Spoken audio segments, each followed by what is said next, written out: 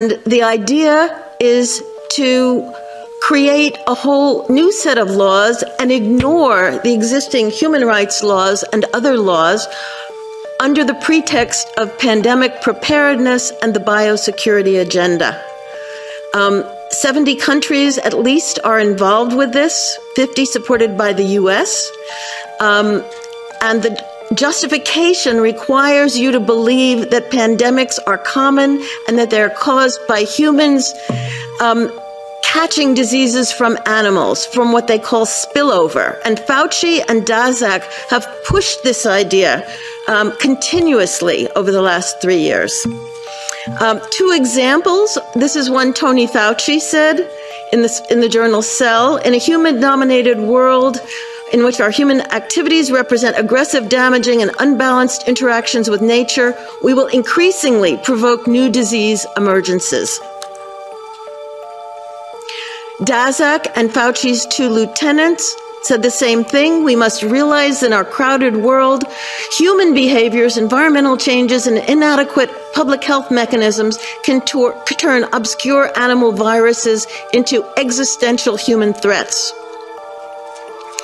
And who is going along with this? Basically, all the major multinational organizations, as well as all our health authorities.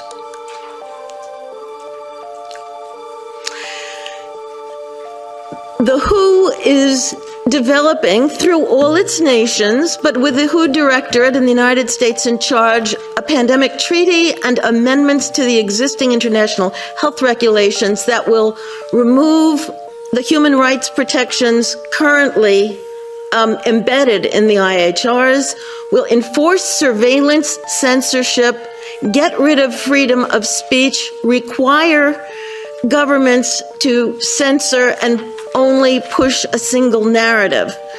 Also, we will be subject, if they can make this work, to vaccines developed in 100 days, which the organization CEPI is planning to do. And one of the people who founded CEPI was Jeremy Farrar, who is now the chief scientist at the WHO, to bring this forward.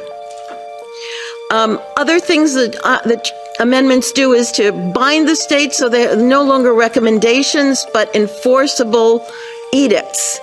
Provide a liability shield, get rid of intellectual property rights, move supplies from one country to another, enforce digital passports, and the Director General of WHO can demand that a pandemic or a potential pandemic exists. He can just declare it with no standards, and then countries around the world will have to obey. Also, the WHO will tell you what drugs you can and can't use in your nation once a pandemic is declared. Obviously, the budget will increase. One Health is another part of this. One Health is a concept that was created to enable the WHO, with these documents, to take over jurisdiction of everything in the world by saying that climate change, animals, plants, water systems, ecosystems are all central to health. Also embedded in this concept is a peculiar notion that humans are no longer of greater value than animals.